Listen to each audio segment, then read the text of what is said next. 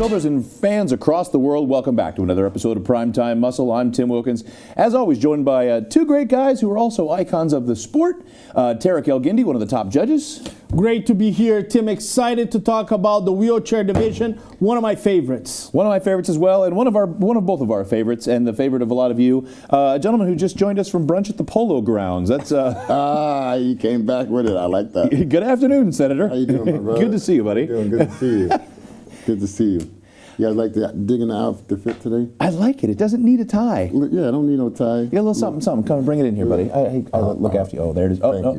That's probably, there it is. It's lint from the Louis store or whatever upscale thing I'm not allowed in. I know where you shop, and those are usually the stores my wife grabs my elbow, goes, not for you. Come on, not for you. Come on down here to the Burlington. We're here to talk about Kong Kelly. We're here to talk about the Kong. Mr. Harold. So guys, this year's Olympia saw quite a few upsets. You saw Sean Clarita, Aaron Banks.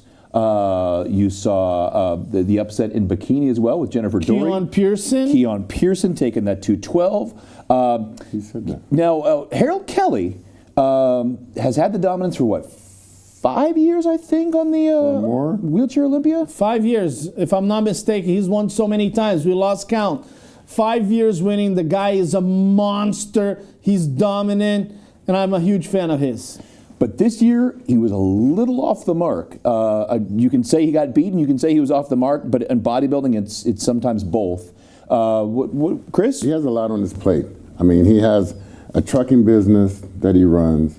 They're super busy with. This is like, it's the world championship, but it's almost like a hobbyish type thing for him. He don't really rely on just that. So he has a lot of things that he's working with or dealing with throughout the year. And I don't think he was worried about anybody, really. I think he has genetic potential, or the genetics to pretty much overwhelm anyone in the world that's in the wheelchair division. But I just don't feel that maybe he was just not so feeling like someone's going to beat him. Maybe something like that happened. Well, Chris was saying off air that hopefully that this was probably something that was necessary for him to get the fire relit. What do you think of that, Tarek? I think Chris doesn't know what he's talking about. That's what I think. Michael Jordan didn't need to lose to come back and win. You know what I mean? So Ronnie Coleman lost at the GNC show. Well, Lee Haney never lost. Lee Haney never lost. Total greatness. You can't. Lee Haney never lost. No one can hold. Did he need to lose 1 year to come back the next year? Yes. You don't know what you're talking about. Because he slipped up. You don't know what you're talking about. It's my turn. It's my turn. And it's time for me to educate you. Let's just. Okay, America. Harold Kelly is very dominant. He's a great competitor. Like Chris said, he needed to lose. No, he didn't. He went in there because he wanted to win. He needed to. The reason he didn't win, it was because a gentleman by the name of Karol Molesky came in bigger and more impressive, especially from the front. We covered in previous episodes. Harold Kelly has been in this situation before when he lost the Arnold Classic to Gabriele Andriuli, and he admitted himself saying, it wasn't one of my best preps. I believe the same has happened at 2023 Mr. Olympia, and now I give you credit to you, Chris, at least some type of credit, so you don't look embarrassed in front of the TV. At least I know. But he probably didn't have one of his best preps, and he didn't show up at his best. But genetically, he can overcome anything and anybody. I'll be over here. Anybody. If you need me, fellas. So this man can take out. Can take out anybody as he takes out his table. So, Tarek, walk us through. I mean, we don't have Gabriele or Gabriele Andriuli. We don't have Karol Molesky, and we don't have Josué Gorilla Albino. Yes. Here's the deal: it's very simple. Harold Kelly did not present the traditional muscular density that we've seen in years before. In the years before he came in, he just overpowered everybody, and we just got the trophy and we threw at him, okay? That's how powerful he was. When he showed up at the 2023 Mr. Olympia, we could clearly see he downsized. He downsized quite a lot. And then here came Karol Maleski with a lot of mass, and he was conditioned from the front. Now, I'm also going to say Harold Kelly, despite placing second, he beat Karol from the back. But the bottom line is Harold needs to go back to his traditional size. That's the key formula for him to continue to win. And also, I see this twisting back shot. This could also improve. We don't talk about a lot of posing situations with this class, but I mean, I think utilizing some better posing techniques, maybe re-evaluating some of the poses, all of that stuff can lead to another title for Harold. Now, Tarek, you've moved me up here to make sure my angle is right on some of the other segments. My angle now was not too skewed. His arms are massive. Tim, his arms are massive. He beat Karol Maleski on the back double biceps, okay? He has tremendous physique. Here's the bottom line, okay? Harold Kelly lost the title. He probably went back to his room and said, I lost because I didn't present my best. He probably thought to himself, if I was at my best, I wouldn't have lost this title. One time I talked to Harold Kelly and he said to me, Tarek, walking is overrated. It's just point A to point B. You can do it, I can do it too. He's very pragmatic. Just like when he lost to Gabriele Andriuli, he said, I wasn't at my best. He presented good conditioning. Congratulations, he was the better man. What did he do? The last 3 shows, he beat Gabriele Andriuli. He's going to do the same thing here. He's going to go back to his camp and say, I lost some muscle size. He was the better man on that day, and he's going to come back for a vengeance. Case in point, like what I said. No, you said he needed to lose. No, no competitor goes there and say, hey, I want to win in 2024, so let me lose in 2023. I mean, what kind of thought process is that? That's not what I meant exactly. Okay? That's not what I meant. I meant with that happening, it's going to light a fire under his butt, and he's going to make sure he crosses all his I's and all his T's his next time. Just watch what happens. So I'm curious, this is another one, you're right. There's a couple spots I can see that could be posed better. We could turn those, and we always wonder with the pictures, did we catch it between poses? Is it a series of 5 pictures that didn't get to the end? But if it is, he could be pulling those wrists back and those knuckles all the way back, getting those big arms and those biceps to pop, tuck that elbow underneath. And on the front double bicep right here, you can still get tension in those triceps.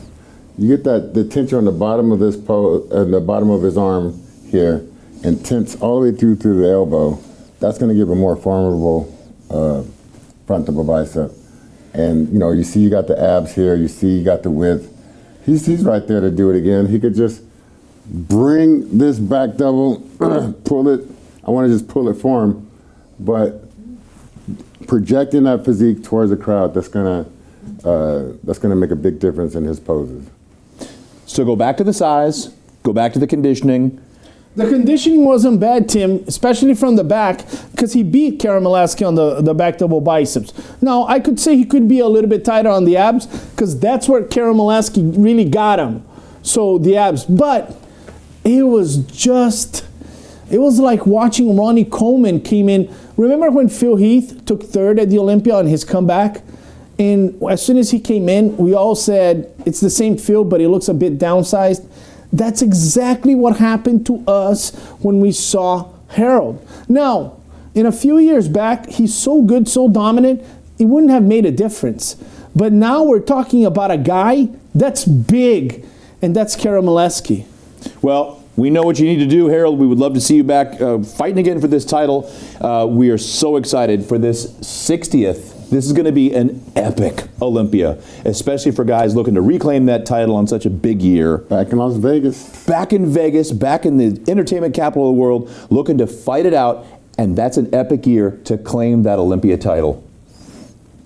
Tim, it's going to be epic, like you said. Epic. Much more epic primetime muscle when we come back right after this. You diet down, train hard, and supplement smart for months. When the time comes to step on stage, don't leave your tan to chance. Go with the pros. Pro Tan. #1 worldwide since 1987 and the official sponsor of the Olympia for the last 15 years. Don't step on stage without it. Pro Tan. And we're back, and we're talking about wellness, one of the biggest growing categories in not only just the sport, but around the world. Someone who's been very dominant in this sport, Francielle Mattos. Someone who is climbing the ranks, Isa Pereira. I'm not going to claim that anybody has more kids than they have in this segment. I have made this mistake in the past. I don't know if they managed to edit that out in previous shows, but we know Francielle has kids, and that's all I'm going to say.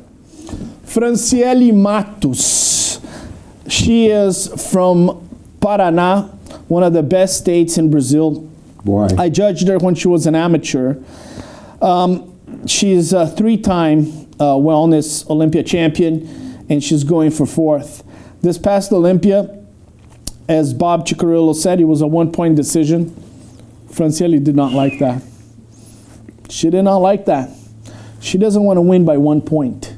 She wants a convincing victory, okay? And Isa Pereira is a formidable champion. And some people think that she's getting close to Francielle. Do they like each other? Yeah, they're going to be cordial to each other, but I don't think they're going to be doing their nails together. Does that make sense? Makes sense. They're not going to invite each other, oh, let's do our nails together. They're going to see backstage and say, hi, how you doing? Give that nice smile, like, you know, Nice and to see then ya. they're going to go back to their rooms and saying, you know, she doesn't look ready. I know I'm going to beat her. That's what they're going to say about each other. I'm just disclosing what really happens in bodybuilding, okay, guys? Can Isa Pereira beat Francielle? Absolutely. She can beat Francielle at the Olympia. She can beat Francielle at any show.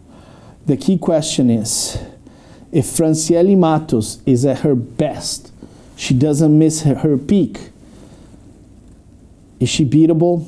That's hard, man. She's so good. Okay, Chris, how many Olympias for you? 10. 10. 10 Olympias. 10 Olympias. 10 Honor Classics, 10 Olympics. A lot of those in the second No and third. titles. Second. Well, that's what I'm going to ask, Tara. Nico, don't laugh, Nico. Don't laugh. You're supposed to be the director, man. So 10 Olympias. At some point, if Bob Chick, I emceed a couple of those, but if me or Bob Chick would have been able to say, ladies and gentlemen, it's a 1-point decision, and no, would you have gone only the 1 worst. point? It's the worst. But if it would have been It's the worst. It's the worst. It's But worse. if I would have said, Chris Cormier, you're the new Mr. Olympia, but only by 1 point, Chris, it's okay. Would you have been happy with that? No. All right. But at the same time, like, man, I was second 6 years in a row at the Arnold. There's no patting you on the back. You just like, champion. It's like that. But if you would have won by 1 point, you would have been the Olympia champion. All right, Yeah. well, let's get to it. I just said the 1 point. Whenever I hear 1 point, I don't Tim, like it already. champions don't want to be questioned. Champions want to. Did you see, guys, everybody that loves bodybuilding or athletic sports, you guys have to watch on Netflix The Last Dance with Michael Jordan. When somebody compared anybody to Michael Jordan, like Clyde Drexler was compared to Michael Jordan took it as an offense. Only Kobe. You know, he took it as an offense. You don't compare me to anybody. I'm the best. Francielle Mattos thinks the same. She's like Michael Jordan. She doesn't want to beat Isa Pereira by 1 point. She wants unanimous. She wants to destroy the thought that she can be defeated by Isa Pereira. I know Francielle Mattos. She's a beautiful young lady, 2 kids, and she's the best in the world. And she wants to send a message to Isa Pereira. You're not close to me, girlfriend. So I'm seeing a bit more glute, a whole lot more quad, and some hamstring. Or is it the pose? I'm not seeing as much glute on Isa. It might be the pose. Might be the pose. She has some monster glutes, Isa. But I just think she's utilizing that whole sector of her glute better than Isa is here. And I don't know, some of it's the angle, but I just think from what we're looking at, she's got like monster glutes too. She's got like, you see her backstage and it's like, bam. Bam. Bam. All right. So the calves, and there's a certain level of symmetry top to bottom. What is that missing factor, that 1 point, or the 2 points? Because 1 point to catch up and 1 point to put over for Isa. So Isa Pereira, credit to her, she got better, especially on the back pose. A lot of us have said that, even though wellness is an unproportioned, right? The upper body is not as developed as the lower body. Isa Pereira, because she's a little bit shorter, her structure is a little bit smaller, her lower body was way too prominent. So she needed to bring that down, and she did. You can see on the back pose. But there's the rub. A Shakespearean reference for you guys. There's the rub. Structure. That was a cooking reference. Structure. Yeah. When it comes to top competitors, and you're talking about first place and second place, this human being here, by the name of Francielle Mattos, for wellness, she's possibly one of the greatest structures we've ever seen. Isa Pereira has great ability to gain muscle. She's making the proper adjustments, but her structure is not as good as Francielle's. She has the tendency to become a little bit too bottom heavy, even for wellness. Francielle Mattos has the perfect ratio of an underdeveloped upper body with a beautiful developed lower body. She contained her development, and you can see it on the back pose, and that's why she's getting closer to Francielle. Credit to Isa, she's getting closer, but she's dealing with, this is Ramon Sebum here, She's amazing, incredible, but she's dealing with somebody that's close to perfection. Yes, and Isa, she has shorter quads, so you're going to get a little bit more pop out of her quads. The way she's built from the back, I like her glute tie-in, everything is great. And, I got to agree with Tarek, like, Francielle, she just got that, I don't know, it's the shape of, I don't know, but it's the prototypical shape you want for the class, for sure. But I just see this is her main competition, and one slip up of too much of this, too much of that, it's going to be a change of the guard right there. It's just so impressive, because we do talk about that. When we talk about a bodybuilder needs to bring upper chest up but not shoulders, or bring a back up but not rear delts, there's certain body parts. To spot increase without increasing the other is one thing. But to find an imbalance, to create an imbalance between upper and lower body is so impressive. But the quad sweeps, the hamstrings, the glutes on the wellness, and I'm looking side to side. Tarek, did she win this pose? When you talk about 1 point difference, did Isa win this pose? As a judge, you could very well go with Isa Pereira. I went with Francielle Mattos, but I think that Isa Pereira is coming closer and closer. I still think that Isa Pereira can do like Chris said, because the quads are short, it has a tendency to look bubbly, right? And look quite massive. So even though it's wellness, you can see she has a big development over here, but it's not, quad heavy. It's kind of like glute, quad, and calves. Right here we got the glutes, but it looks like the quads and the legs are a bit too thick for the glutes. And because she's a bit shorter, it looks a little bit bottom heavy. And Tyler said in one of the updates, he goes, some of these wellness girls are getting with the legs humongous. We do want the lower body to be more developed than the upper body, but we don't want you to show up like Tom Platz. That's with the training and everything, and with social media, you see girls going for bigger, glutes. And most of these categories are getting so glute dominant, and even in bikini, like some of these girls are overtraining the glutes. Some people that I see, the work they put in with the glutes, you're still getting out of the category of what they want when you're going to compete. Instagram is one thing, but when you go on stage, you got to have all these things in mind. Well, speaking of an Instagram update, one of the first shows to qualify new competitors for next year was the Atlantic Coast Tim Gardner show in Fort Lauderdale, and we had some great competitors. One was Tiffany Sam out of Tampa, and she obviously was very dominant in that show. Had some great competitors. Sonny Andrews was there. The updates in the last few months, she has got so the quads are phenomenally huge. So it's going to be interesting to see how she strikes that balance with a full year to dial it in. Don't overdevelop. I've seen some competitors, they have overdeveloped their quads. It's supposed to be more developed than your upper body, not as developed as Tom Platz. Well, yeah. Guys, we've got one more segment coming up here in just a minute. We're gonna. I will separate you two. I will turn this car around and go home. We are not going to Disney. We've got one more segment when we come back on Primetime Muscle. There's one more battle brewing with or without Harold King Kong Kelly, and that is Josue and Gabriele Andriuli. We'll talk about that when we come back.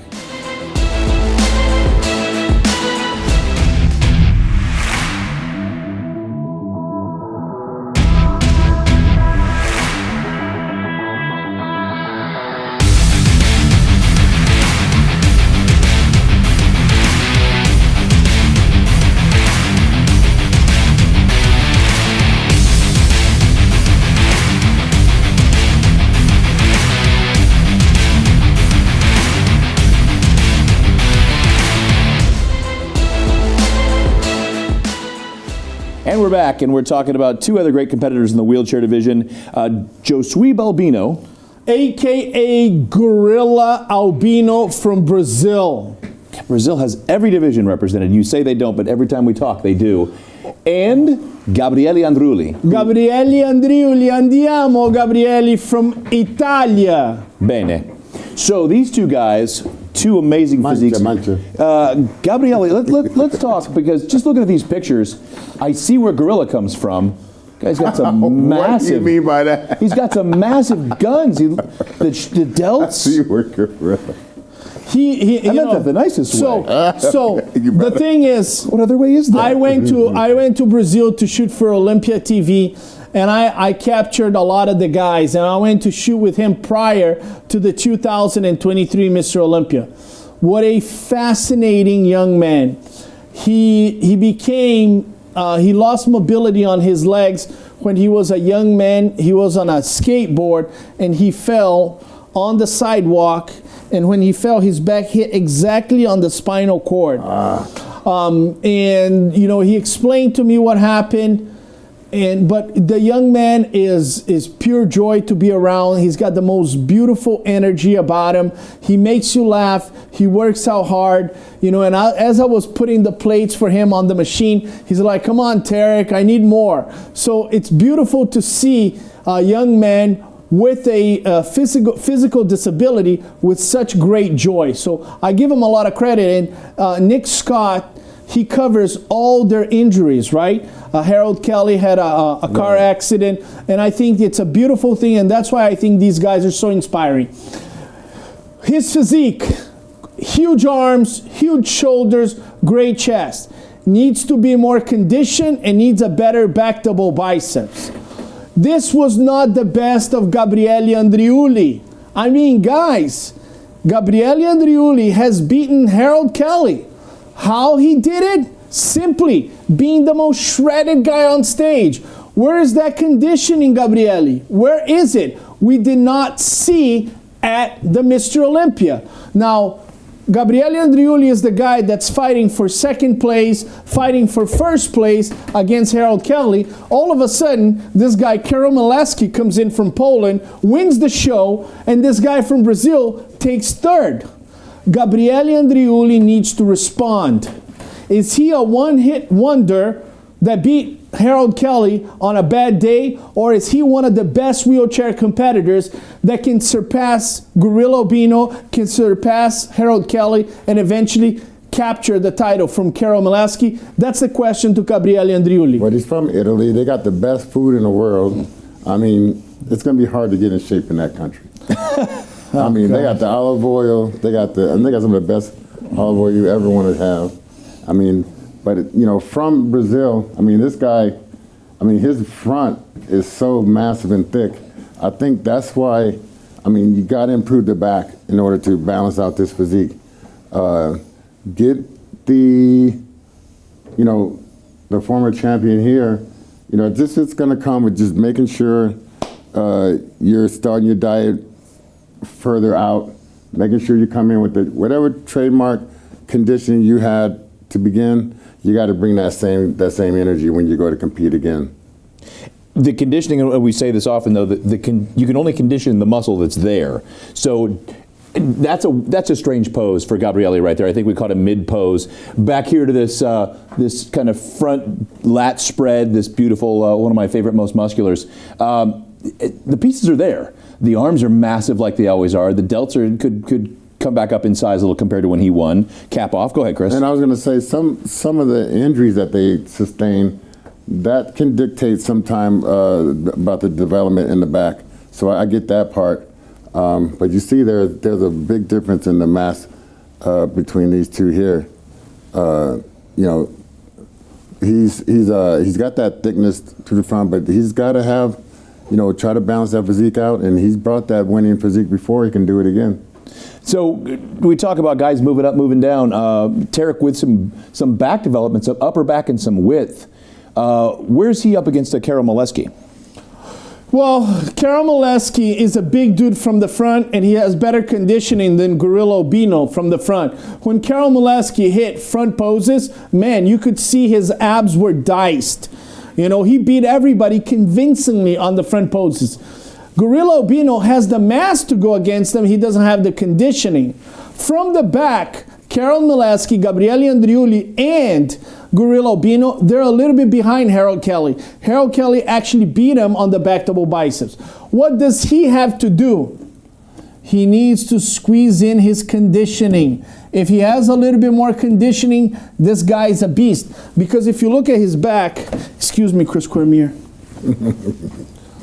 he's got muscle on the back, but it's looking a little bit plain, right? We're not seeing the separation. So we could add a little bit more muscle, obviously, but I need more separation to go against Harold Kelly from the back, and I'm not seeing that.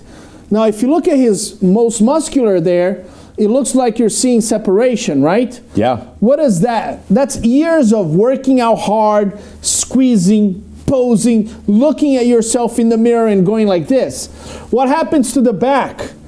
It takes 5-10 years for competitors to start really focusing on their back, having the proper grip. You can see guys that don't have a back, they usually have big arms because they've been focusing on the arms. Is that what's happening to Gorilla Obino when he's working out? Is he focusing so much on the arms that's why the back is not developing as much? Yeah, so you think when you're wearing straps and you're wearing something that's going to take the load off the wrist, when you're pulling in some of these exercises, you got to make sure those wrists are absolutely straight.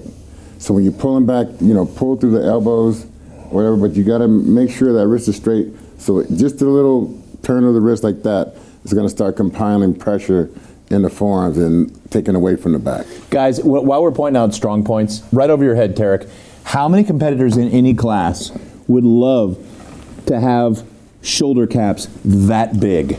Massive. Everybody would love to have, you can see by that shot how big his shoulders are.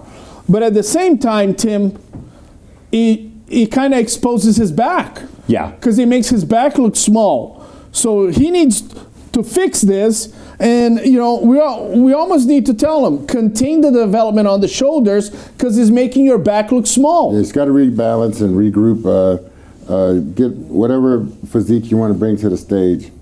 It comes with the off season, and having an effective off season means rebalancing, redirecting, putting a different mindset to the shape you're trying to bring to the shape. Well, it is a slightly shortened season this year by about 6 weeks compared to last year with the Olympia.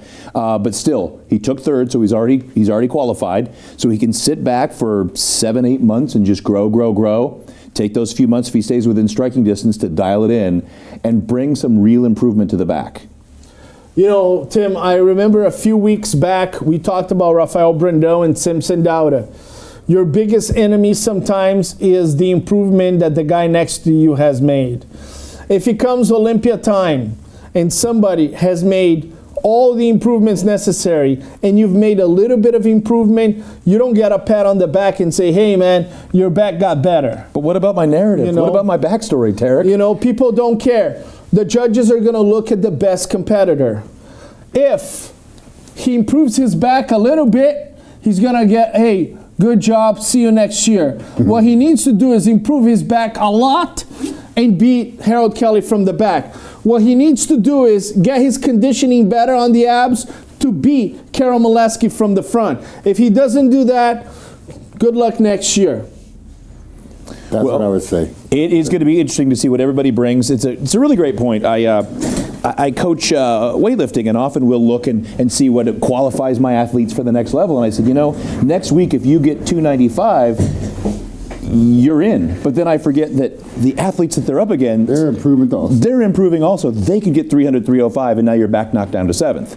So it is so important to know that you're comparing yourself to yourself. God, we're really Austin Powers, wasn't it? Allow myself to introduce myself. You can only compare yourself to your improvements, but still, you've got to stand next to somebody else's best. Tim, it's like everything in life, right? People say, oh, you know, don't compare yourself to anybody. Shut the hell up. What are you talking about? When you go to a job interview, you get compared to 50 people, and the employer hires the best one for the position. When you play in the NFL and you're a cornerback, you get compared to all the cornerbacks, and they pick the best ones. In bodybuilding, it's the same thing. It doesn't matter how much you've improved. All it matters is, are you the best one? Okay, I can tell every competitor, congratulations, you've improved tremendously. That's part of their job to improve.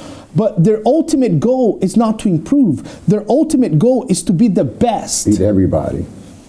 Well, we're going to see what everybody's best is here in just a few months. People start qualifying. The people that are already qualified are dialing it in right now. It's just going to be such a great year. Looking forward to it.